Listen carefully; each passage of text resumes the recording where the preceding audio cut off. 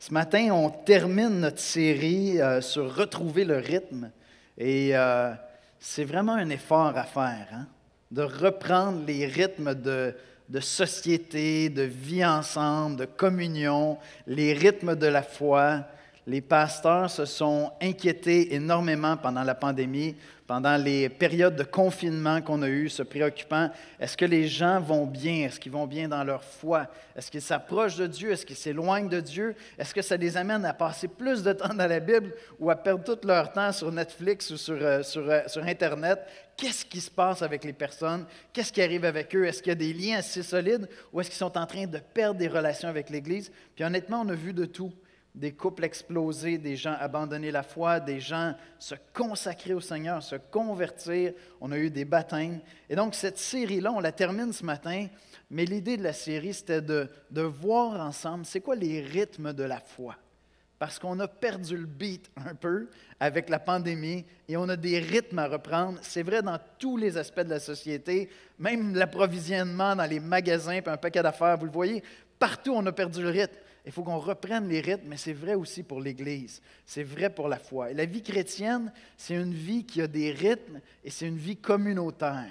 C'est une vie qu'on vit ensemble, en communauté. Ce matin, on va parler de communion et elle a ses propres rythmes. On a parlé ensemble de l'adoration, de la louange. On a parlé des rythmes de la parole, des rythmes de la prière, des rythmes où l'on donne, où l'on se donne, des rythmes du repas du Seigneur avec le pasteur Michel la semaine dernière. J'ai beaucoup aimé l'exposé.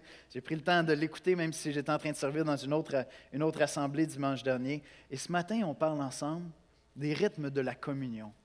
C'est possiblement l'exposé de cette série-là le plus important. Parce que s'il y a une chose qui a été affectée avec la pandémie, ce sont les contacts qu'on a ensemble. Tout à l'heure, je parlais avec Toby, qui est dans sa 2e année d'un programme d'études, puis il me disait, je suis dans ma 2e année, mais la première année, on l'a commencé, on l'a vécu en pandémie. Donc, on a l'impression, parce que 3 cours sur 5 sont en présentiel, en personne, comme on dit au Québec, bien là, il dit, on a l'impression que c'est notre première année, puis on est en train de se découvrir. Alors, pour certains d'entre vous, c'est ça. Vous avez l'impression de redécouvrir l'Église, d'autres se sont joints à l'Église. Et donc, on va parler ce matin de communion. Qu'est-ce que je veux dire par communion? Je parle des relations qu'on est appelé à vivre dans l'Église, des relations riches, des relations significatives, j'appellerais même ça des amitiés spirituelles, et on va voir ça ensemble ce matin. On va voir combien c'est essentiel à la vie chrétienne.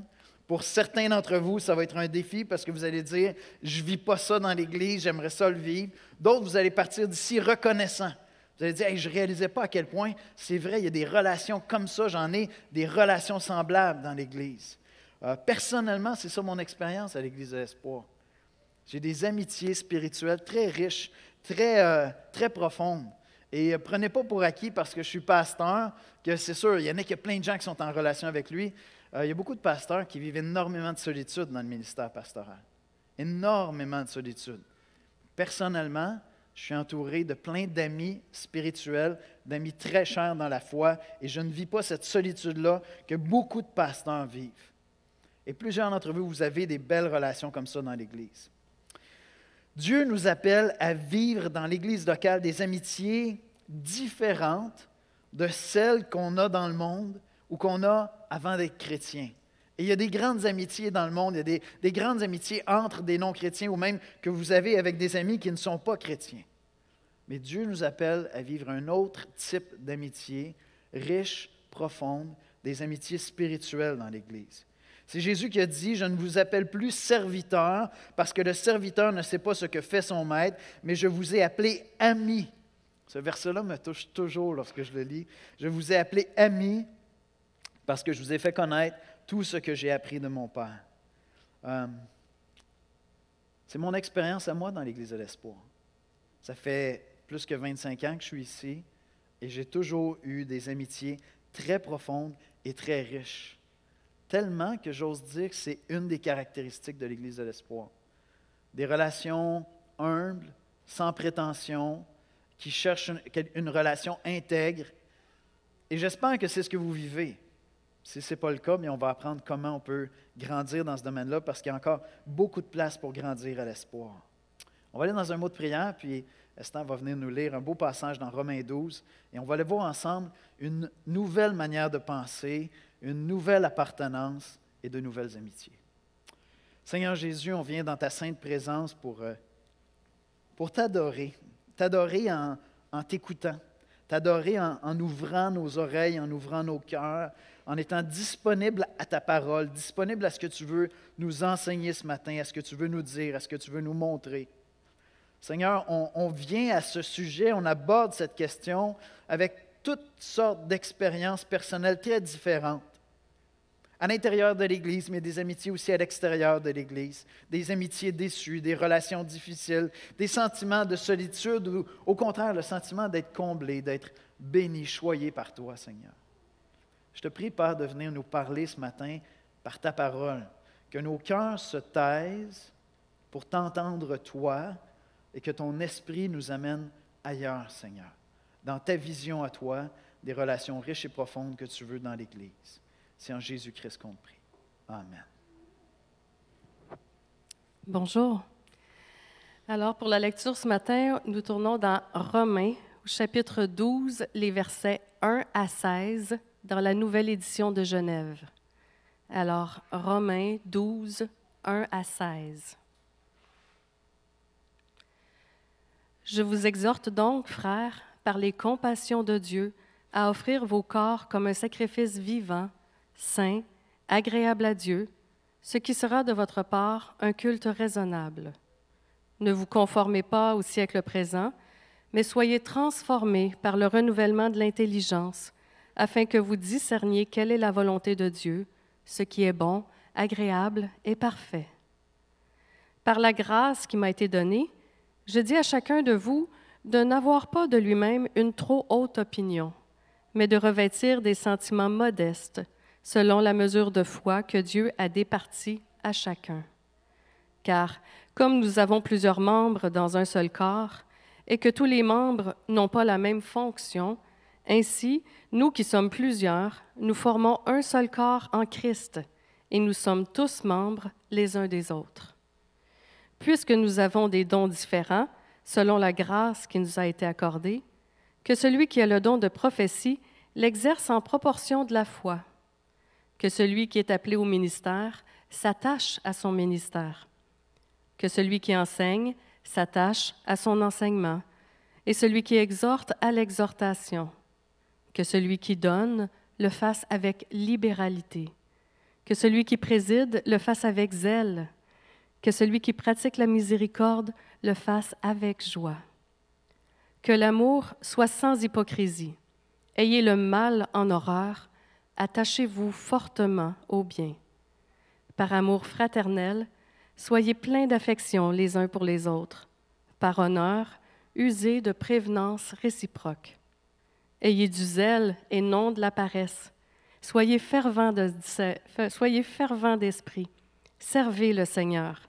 Réjouissez-vous en espérance. Soyez patients dans l'affliction. Persévérez dans la prière. Pourvoyez aux besoins des saints, exercez l'hospitalité, bénissez ceux qui vous persécutent, bénissez et ne maudissez pas. Réjouissez-vous avec ceux qui se réjouissent, pleurez avec ceux qui pleurent. Ayez les mêmes sentiments les uns envers les autres, n'aspirez pas à ce qui est élevé, mais laissez-vous attirer par ce qui est humble. Ne soyez point sages à vos propres yeux.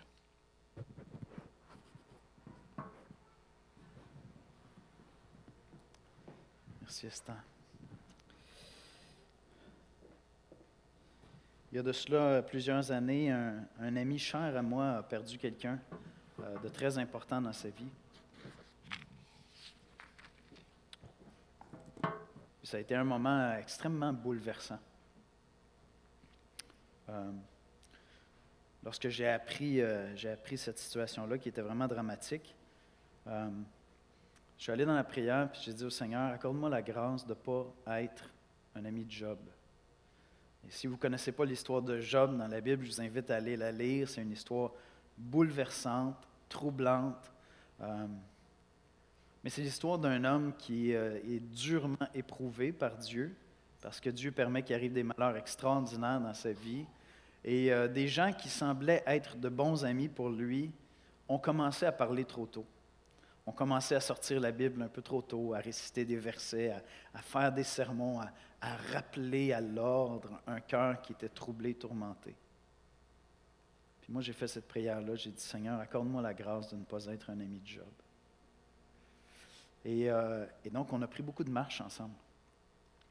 Beaucoup de marches en disant pas grand-chose, en attendant que Dieu me montre que c'était le temps de commencer à parler. Et je me souviens, une des choses que je lui disais, écoute, toutes les prières, toutes les louanges que tu ne peux pas faire monter à Dieu actuellement, parce que ton cœur n'est pas là, je m'en charge. Je vais le faire pour toi. Des relations comme ça, c'est possible dans l'Église de Christ. C'est possible d'en vivre des relations significatives, riches, profondes, qui viennent nourrir notre âme, qui font du bien. C'est différent d'un partenaire de golf ou d'un partenaire de chasse ou hockey ou je ne sais pas quoi. Ça peut être ça, mais ça se peut qu'il n'y ait pas du tout ça. Ça se peut que ce ne soit pas vraiment un partenaire de loisir, mais des relations riches, édifiantes, des amitiés spirituelles, c'est ce que Christ veut pour son Église. Voici comment je résumerai l'exposé de ce matin. Jésus-Christ nous a sauvés pour nous conduire dans des liens riches de communauté, dans de vraies amitiés spirituelles. Et on va voir ensemble ce matin une nouvelle manière de penser, une nouvelle appartenance qui produit de nouvelles amitiés. Nouvelle manière de penser. C'est intéressant de remarquer que Romains 12, les versets 1 à 2, plusieurs d'entre vous êtes assez familiers avec ça. C'est un passage qu'on aime citer. Il est vraiment bien écrit. On dirait qu'il tient en quelques phrases une inspiration à se donner qui est assez extraordinaire. Je vous exhorte donc, frères, par les compassions de Dieu, à offrir vos corps comme un sacrifice vivant, saint, agréable à Dieu, ce qui sera de votre part un culte raisonnable. C'est comme, quoi? Là, tu t'en retournes à l'Évangile, tu te dis, ah ben oui, ça fait du sens. Ne vous conformez pas au siècle présent, mais soyez transformés par le renouvellement de l'intelligence, afin que vous discerniez quelle est la volonté de Dieu, ce qui est bon, agréable et parfait. Maintenant, je ne sais pas si vous avez déjà remarqué, mais ces deux versets-là servent d'introduction aux relations dans l'Église locale. Souvent, on va citer ces deux versets-là un peu hors contexte, juste pour ce qu'ils contiennent. Mais ces deux versets-là précèdent toute l'idée que l'Église est un corps et que chacun des membres de l'Église est membre de ce corps-là et chacun a un rôle essentiel à jouer dans ce corps. Ensuite de ça, Paul va devenir extrêmement concret avec plein d'exhortations très pratiques à être hospitalier, à être humble, à être modeste, à user de prévenance, à être sensible aux autres, à ne pas se venger. Plein de petites exhortations, mais qui sont toutes orientées sur les relations. Donc, les deux premiers versets de Romains 12 servent à introduire, à nous donner une manière de comprendre, de voir les relations dans l'Église locale. C'est pour ça que pour moi, ce passage-là parle de relations, d'amitié spirituelle à l'intérieur de l'Église locale. Puis Paul nous dit qu'on est appelé à avoir une nouvelle manière de penser, une autre manière de voir les choses. On va voir ensuite qu'il va l'appliquer dans le cadre des relations. Il dit, ne vous conformez pas au verset 2, au siècle présent, mais soyez transformés par le renouvellement de l'intelligence, afin que vous discerniez quelle est la volonté de Dieu, ce qui est bon, agréable et parfait. Par exemple, il va dire au verset 3, « Par la grâce qui m'a été donnée, je dis à chacun de vous de n'avoir pas de lui-même une trop haute opinion, mais de revêtir des sentiments modestes, selon la mesure de foi que Dieu a départie à chacun. » C'est contre-culturel comme pensée, ça. Aujourd'hui, on dit, écoute, cherche en toi l'être extraordinaire qui veut émerger en toi. Tu es plus grand que nature, il faut juste que tu te découvres et tu te manifestes. Là, Paul dit, non, soyez modestes. Soyez raisonnables, tu sais. Vous n'êtes pas tous des kings, là, puis tu sais, prenez votre mesure, la mesure de grâce que Dieu vous a donnée, puis c'est comme ça que vous devriez vous regarder. Intéressant, hein? Toute une autre manière de voir les choses. Au verset 20-21, « Mais si ton ennemi a faim, donne-lui à manger, s'il a soif, donne-lui à boire. » What? Moi, ce que j'entends, c'est entoure-toi des gens qui t'élèvent, éloigne de toi des gens qui te tirent vers le bas. C'est ça que j'entends généralement. Mais Paul il dit ici, mais si ton ennemi a faim, donne-lui à manger, s'il a soif, donne-lui à boire, car en agissant ainsi, tu amasseras des charbons ardents sur sa tête. Ne te laisse pas vaincre par le mal, mais surmonte le mal par le bien. Dieu nous invite à avoir une révolution de pensée dans notre manière de concevoir les relations.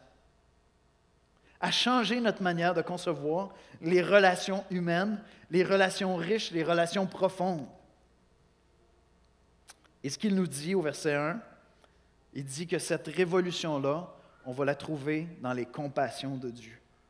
Je vous exhorte donc, frères, par les compassions de Dieu, à offrir vos corps comme un sacrifice vivant, saint, agréable à Dieu, ce qui sera de votre part un culte raisonnable. On va découvrir c'est quoi offrir nos corps. Bien, c'est d'aimer, donner, être généreux, faire sa part, être humble, être modeste, pardonner. C'est ça, offrir nos corps. Mais regardez ce qu'il dit. Il dit, je vous exhorte donc par les compassions de Dieu. De quoi il parle? C'est quoi les compassions de Dieu? C'est vraiment un pluriel qu'il y a ici. Dieu montre plein de compassion envers les hommes.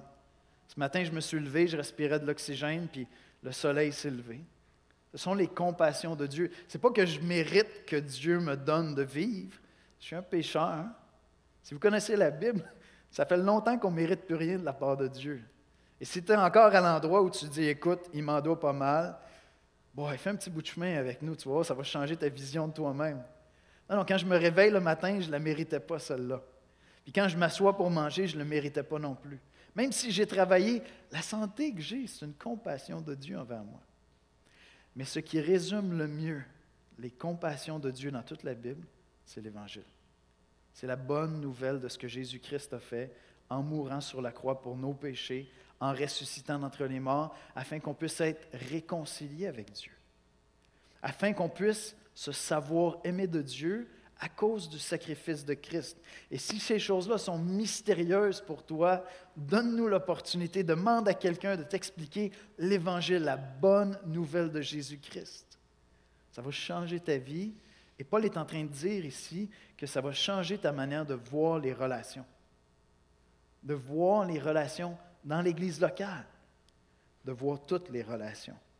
Il dit, je vous exhorte donc, par les compassions de Dieu, à offrir vos corps comme un sacrifice vivant, saint et agréable à Dieu, ce qui sera de votre part un culte raisonnable.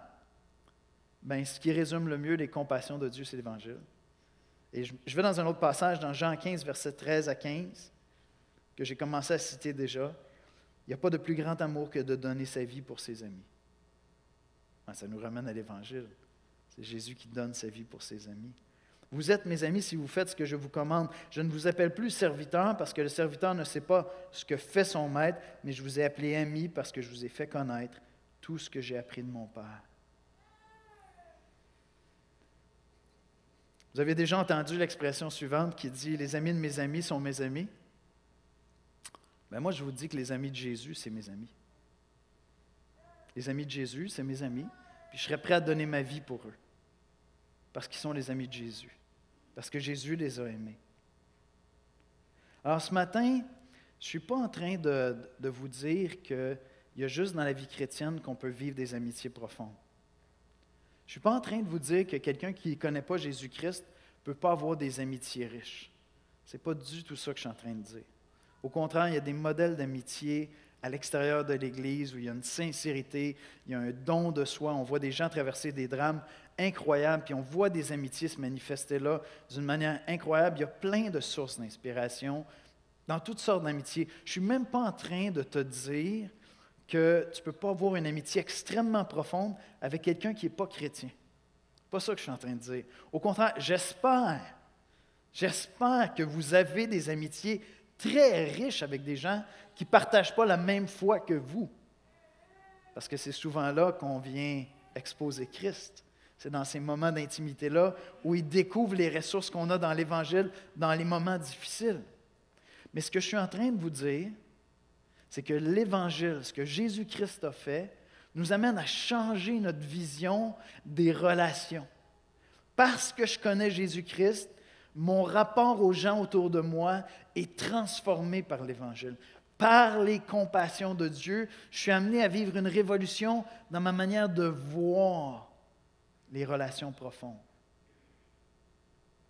Fait que ma première question pour toi, c'est quel est le renouvellement de pensée que Christ veut produire en toi par rapport aux relations humaines?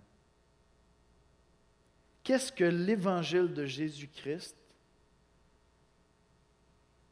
doit produire en toi comme changement dans ton rapport, dans les relations humaines? Et la première chose qu'on voit ce matin, c'est qu'on est appelé à se donner. Les compassions de Dieu nous invitent à nous donner, à se donner entièrement. Puis là, Paul va l'appliquer dans l'Église, dans les rapports dans l'Église, dans les relations humaines. Je vous exhorte donc par les compassions de Dieu à offrir vos corps comme un culte raisonnable. Pour un chrétien, l'Évangile lui enseigne que les relations humaines, c'est un don de soi. Vous allez peut-être me dire, ça va de soi. Oui, mais les relations profondes, ça ne va pas toujours de soi. Il y a un moment où tu dis, j'ai assez donné. Il y a un pasteur qui m'a dit une fois, on revenait d'une conférence, on avait fait de la route super longue. Puis en principe, je devais le déposer à un endroit, puis son épouse venait le chercher, puis il habitait quand même loin. Pour moi, c'était un détour d'à peu près 1 heure d'aller le déposer chez lui, puis il dit, écoute, ça te dérangerait-tu de venir me déposer? Ça sauverait ça à mon épouse. J'étais fatigué, puis il a vu mon hésitation. Je m'en souviens comme hier, il dit, écoute, je t'ai quand même pas demandé de verser ton sang comme Jésus, là. Qu'est-ce que tu veux répondre à ça? OK, c'est correct. Mais c'est ça que l'Évangile fait. Bon, c'était un peu direct de sa part, là, mais c'était vraiment sharp. L'Évangile produit un changement dans notre vision des relations humaines.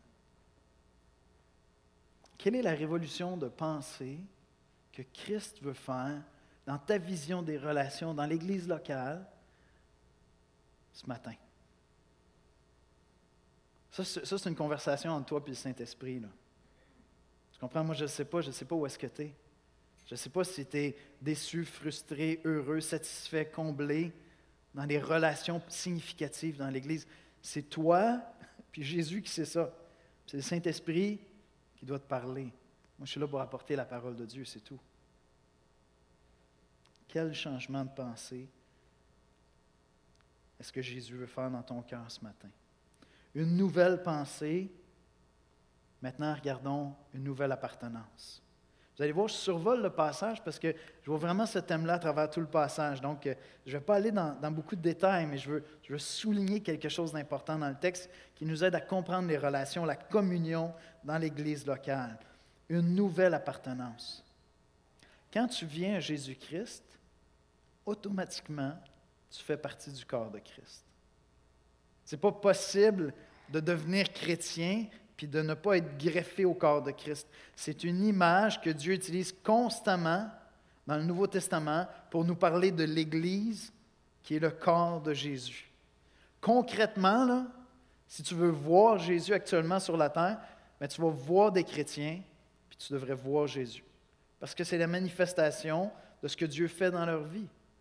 Jésus n'est jamais aussi concret actuellement sur la terre, puisqu'il est au ciel et il est en nous par son esprit, qu'à travers l'Église locale. Jésus n'est jamais aussi visible et concret sur la terre actuellement qu'à travers l'Église locale. Parce que l'Église est un corps. Versets 4 et 5.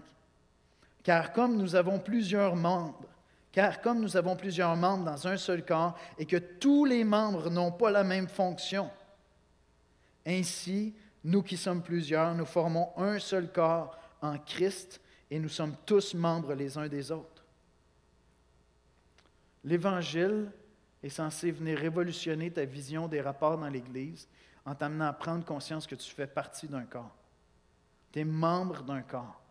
Et on est tous membres les uns des autres. Il y a une interdépendance. Quand on dit que l'Église, c'est une vie communautaire, c'est une vie de communion, bien, c'est la même affaire que toutes les parties d'un corps qui, dès qu'une partie est détachée, elle va mourir.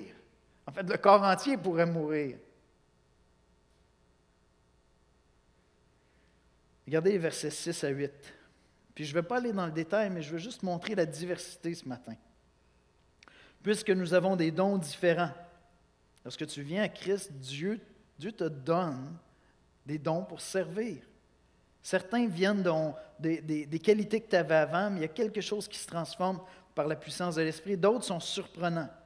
Puisque nous avons des dons différents selon la grâce qui nous a été accordée, que celui qui a le don de prophétie l'exerce en proportion de la foi, que celui qui est appelé au ministère s'attache à son ministère, que celui qui enseigne s'attache à son enseignement, celui qui exhorte à l'exhortation, celui qui donne le fasse avec libéralité, je vous ai parlé de ça il n'y a pas si longtemps, et que celui qui préside le fasse avec zèle, que celui qui pratique la miséricorde le fasse avec joie. Paul aurait pu continuer toute la journée. Et ce qu'il est en train d'illustrer, c'est que chacun d'entre nous, on a des capacités puis des dons qui sont différents, et ils sont tous essentiels. Si tu es chrétien puis tu fais partie de cette Église, Dieu a déterminé que tu étais essentiel au fonctionnement de l'Église. Bon, des fois, on dit que personne n'est essentiel. C'est vrai, tout le monde est remplaçable. Mais Dieu va ajouter quelqu'un d'autre. Et donc, tu as un rôle à jouer dans l'Église locale. Ça peut être par des choses très, très concrètes, comme on annonce les besoins pour la pouponnière, à l'accueil, puis il y a plein de besoins qui sont mentionnés, puis peut-être que Dieu t'appelle à t'impliquer là. Mais remarquez, à la fin, il y a le don de miséricorde. Peut-être que ton appel, c'est juste d'écouter. Puis tu dis, « Hey, moi, je passe toujours mon temps à écouter des gens. On dirait qu'il n'y a personne qui est là pour m'écouter. » Peut-être que c'est ça la grâce que Dieu t'a donnée. J'ai réalisé, moi, personnellement, moi, vous m'entendez toujours parler, mais je parle le dimanche surtout. Okay? J'ai réalisé, il n'y a pas si longtemps, que dans mes relations, je passe beaucoup de temps à écouter. Là, je suis retourné en arrière, puis j'ai toujours été comme ça. J'aime ça. Des fois, les gens sont comme mal à l'aise, tu ne parles pas. J'aime ça, j'écoute, je suis là. À un moment donné, je vais dire quelque chose quand je veux sentir que c'est utile. Mais je suis bien comme ça. Peut-être que c'est ça le don que Dieu t'a donné. Un don de miséricorde où tu écoutes les gens, tu vas vers eux, tu les aimes, tu as de la compassion qui vient en toi. Mais quels que soient les dons que Dieu t'a donnés, tu as un rôle à jouer parce que tu fais partie du corps. Et si dans ta vision des rapports dans l'Église locale, tu te dis « Moi, je ne sers à rien », tu as besoin de vivre une révolution dans ta pensée. Arrêter de te conformer à la pensée du monde. Non, tu fais partie du corps. Demande à des gens autour de toi, comment est-ce que je peux être utile? Qu'est-ce que je peux faire? Peut-être que c'est la prière, peut-être que c'est d'écouter, peut-être que c'est de voir les gens qui sont négligés, de voir les gens que l'Église semble oublier. Mais attends un petit peu, là, parce que j'entends ça des fois. « Oh non, mais dans l'Église, on oublie des gens. » Attends un peu, là. Tu me dis qu'on oublie des gens, mais toi, tu les as vus. Toi, tu ne fais pas partie de l'Église? Parce que si toi, tu les as vus, l'Église ne les a pas oubliés, là. Est-ce que vous me suivez? Non, mais il y a des gens qui sont négligés. OK, Dieu te les a montrés. Vas-y, fonce. Tu fais partie de l'Église. Tu es un membre du corps. Tous les membres du corps sont essentiels.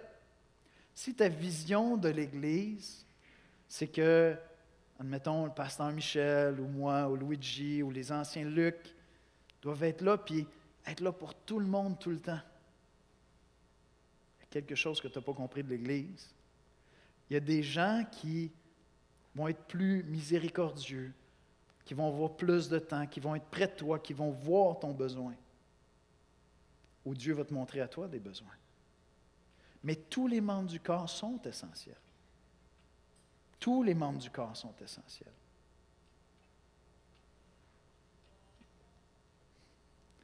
Excuse, mon iPad vient de commencer à faire de la musique. Fait que je ne sais pas c'est quoi ton rôle à toi. Si tu dis, écoute, j'arrive vraiment pas à le trouver, demande aux gens autour de toi, ceux qui te connaissent. Va voir un ancien, va voir un diacre, une diaconesse. Dis, écoute, je ne sais pas, y a-t-il des besoins? Commence à servir. Parce qu'on a dit qu'une des révolutions que Dieu fait dans notre vision des relations, c'est qu'on va donner, se donner. Il y a quelqu'un qui m'a dit tout dernièrement, quelqu'un de très mature dans la foi, m'a dit, si je n'étais pas en mission pour aider dans l'Église, je n'aurais pas un sentiment d'appartenance à l'Église. J'ai trouvé ça intéressant. Fait que fais juste être à l'écoute des besoins, va servir. Ça se peut que tu développes des relations profondes et significatives en t'occupant du bâtiment ici. Il y a une équipe ici qui s'occupe du bâtiment. Quand je les vois servir ensemble, ils ont de l'air d'une gang d'amis qui ont du plaisir à servir. Ça se peut que ce soit là, ça se peut que ce soit à la louange, ça se peut que ce soit à la pouponnière, ça se peut que ce soit dans un groupe connexion. Ça se peut que ce soit en allant visiter quelqu'un qui est absent. Ça se peut que ce soit en allant vers les gens que toi tu as vu qui étaient négligés. Ça se peut que ce soit en saluant quelqu'un de nouveau. Mais tu as un rôle à jouer dans l'Église locale. Tu fais partie du corps de Christ. Et ton rôle est essentiel à l'Église locale.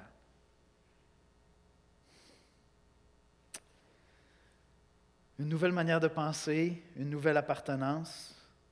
Et je termine avec quelque chose qui est peut-être nouveau pour vous aussi, de nouvelles amitiés. Peut-être que vous ne voyez pas dans ce passage-là cette idée-là d'amitié. Je vous rappelle Jean 15,15, « Je ne vous appelle plus serviteur, parce que le serviteur ne sait pas ce que fait son maître, mais je vous ai appelé ami, parce que je vous ai fait connaître tout ce que j'ai appris de mon Père. » Mais dans Romains 12, les versets 9 à 10, voici ce qu'on lit. « Que l'amour soit sans hypocrisie, ayez le mal en horreur, attachez-vous fortement au bien, par amour fraternel, soyez pleins d'affection les uns pour les autres, par honneur, usez de prévenance réciproque. » Pourquoi est-ce que je parle d'amitié spirituelle? C'est parce que lorsque je regarde des relations de super belle qualité à travers tout le Nouveau Testament, mais dans l'Ancien Testament aussi, puis après, lorsque je regarde mon expérience à l'Église de l'Espoir, ça fait 30 ans là, que je suis ici, quelque chose comme ça. J'ai plein de relations qui sont riches.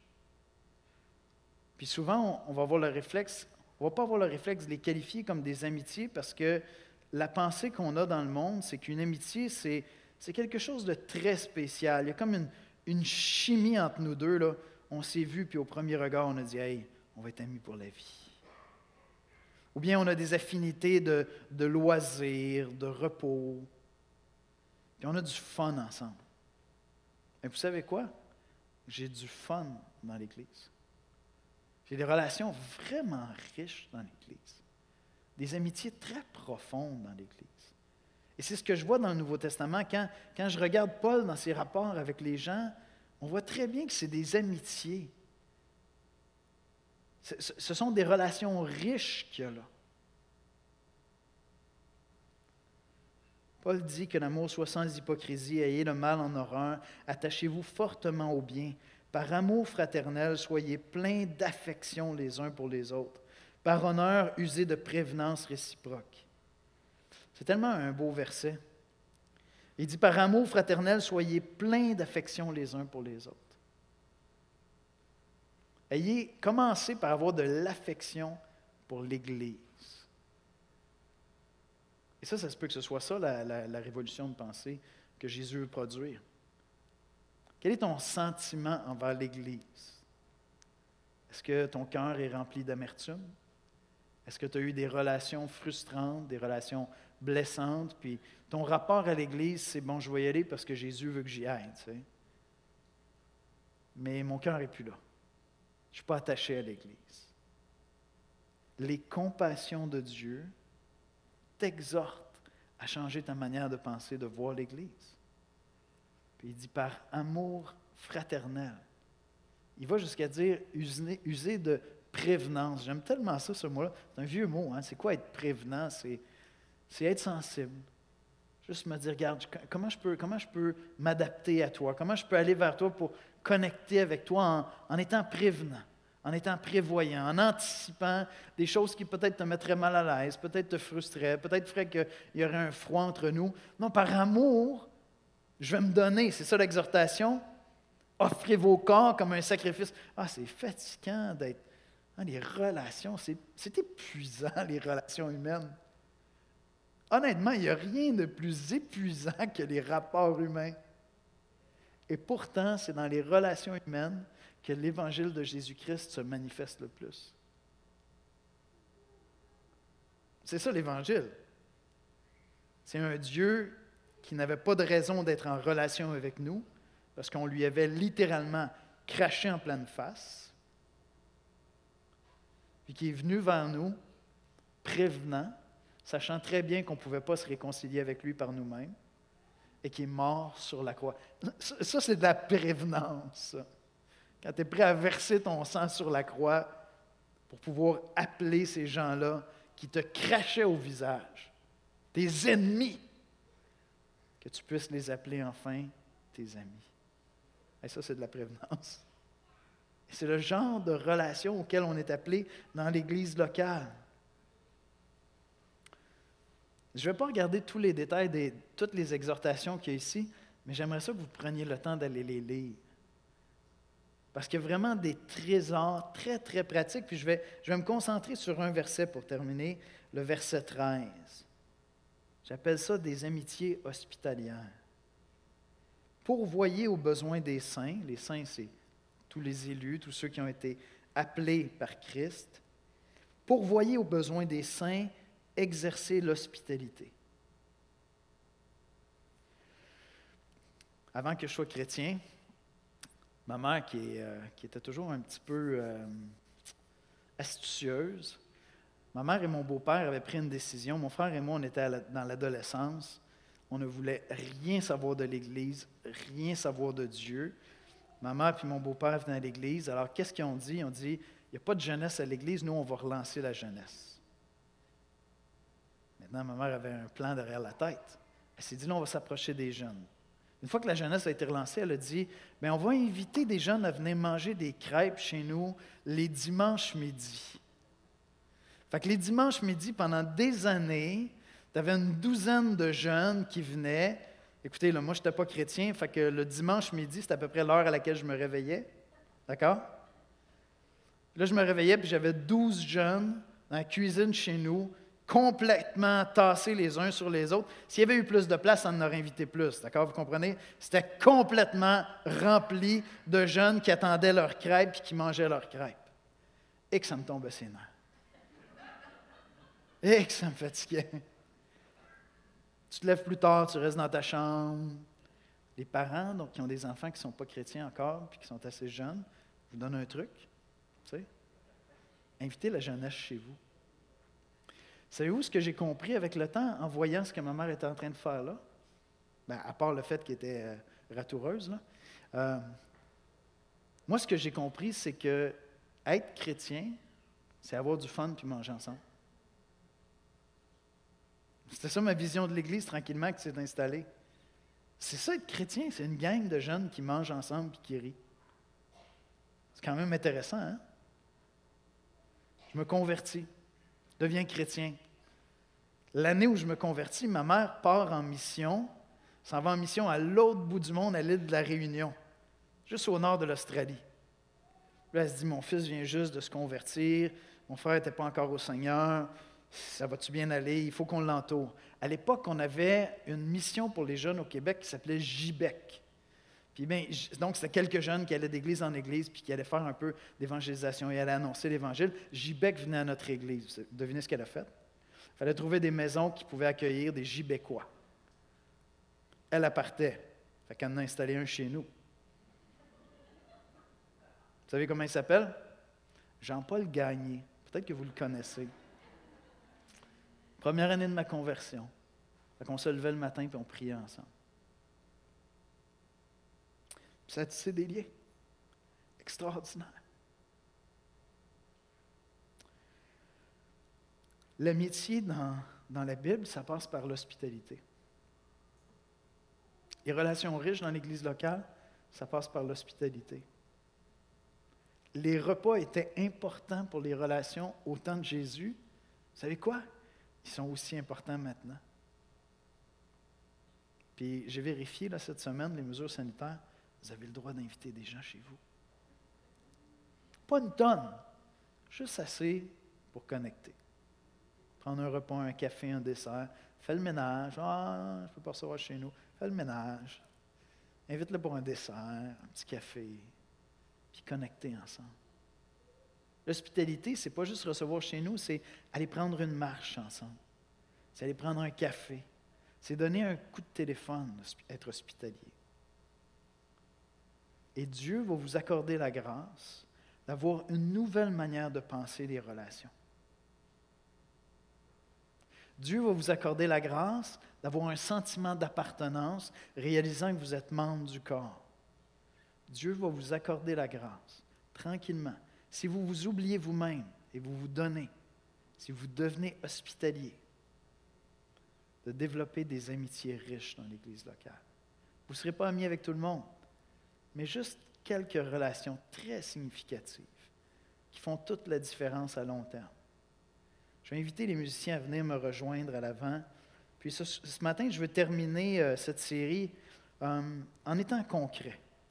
Parce qu'on a vu ensemble 6 aspects différents des rythmes de la foi à l'Église de l'Espoir. On a parlé ensemble de la louange, de la parole, de la prière. On a parlé de donner, du repas du Seigneur et ce matin, de la communion, des relations riches. Et peut-être que Dieu a parlé à ton cœur à travers cette série dans un domaine ou dans un autre. Maintenant, des fois, on manque de passer à l'action. Des fois, Dieu nous parle, puis on part puis le dimanche, puis « Ouais, c'est une bonne série, Dieu m'a parlé. » Mais il faut passer à l'action. Ce matin, je vous présente 6 manières que vous pourriez passer à l'action là où Dieu vous a parlé, pour être très concret. Si Dieu t'a parlé de la louange, moi, ce que je t'invite à faire, le pasteur Michel nous partage la playlist, la liste de lecture des chants qu'on va avoir le dimanche chaque semaine. Il nous partage ça sur Facebook, il trouve le moyen de nous partager ça. Renseignez-vous. Mais je t'invite, si tu veux grandir dans ta louange, si tu veux prendre les rythmes, bien, ce matin, j'étais en train d'écouter ma playlist de la louange de ce matin.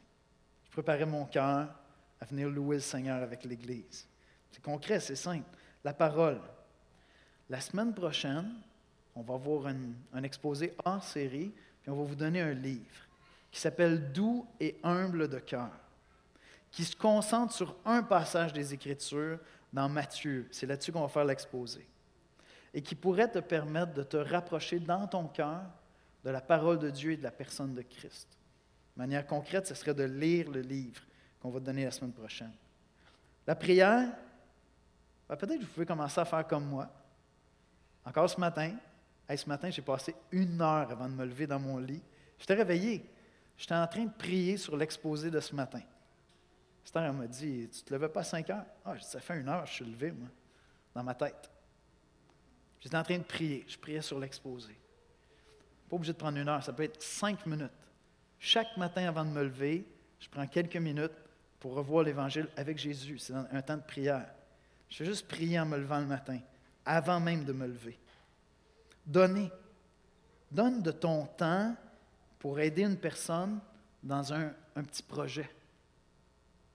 Si Dieu t'appelle à donner, je ne te parle pas d'argent ce matin. Regarde autour de toi quelqu'un qui a un projet à réaliser et dis « Hey, j'aimerais ça t'aider. Je pense que je peux te donner un coup de main. J'aimerais ça te donner du temps. » Repas du Seigneur, engage-toi à venir prendre 12 fois le repas du Seigneur dans les 12 prochains mois. On le fait 1 fois par mois, ça se fait bien. Mais viens prendre le repas du Seigneur avec nous. Ne néglige pas ces moments-là. Enfin, la communion, va prendre un café avec un frère ou une sœur qui vient peu à l'Église. Tu connais quelqu'un qui vient peu à l'Église, je suis certain. Va prendre un café avec. Sors pas tout de suite les sermons, s'il te plaît. Sois pas l'ami de Job, OK? Va juste prendre de ses nouvelles. Va juste lui dire que tu penses à lui, que tu penses à elle. On va prier ensemble. Seigneur Jésus, on vient te bénir, on vient célébrer ton nom pour ta gloire, Seigneur, parce que Tu nous invites à de nouvelles relations, à un nouveau genre de communion qui est vraiment produit par la puissance de ton esprit, Seigneur. Tu nous appelles à des relations qui sont riches, des relations qui sont vraies, des relations qui sont humbles, Seigneur. Instruis par l'Évangile, instruis par tes compassions, tu nous amènes à une nouvelle manière de penser les rapports dans l'Église, à voir notre appartenance à l'Église locale, à s'investir dans des amitiés spirituelles, parce que toi, tu t'es fait notre ami Jésus. Je te prie, Seigneur, de venir parler au cœur de chacun, même dans la louange. Continue à parler à nos cœurs, Seigneur. Amène-nous à prendre action, à passer à l'action, à répondre à l'œuvre que ton Esprit est en train de faire en nous, à ne pas être des auditeurs oublieux, Seigneur. Et reçois nos louanges, Jésus, parce que toi, tu t'es fait notre ami. Tu es tellement bon pour nous, Seigneur. Tu es tellement bon pour nous, Seigneur. Tu es tellement patient envers nous, Seigneur. Sois béni ce matin par nos louanges. C'est en Jésus-Christ qu'on te prie. Amen.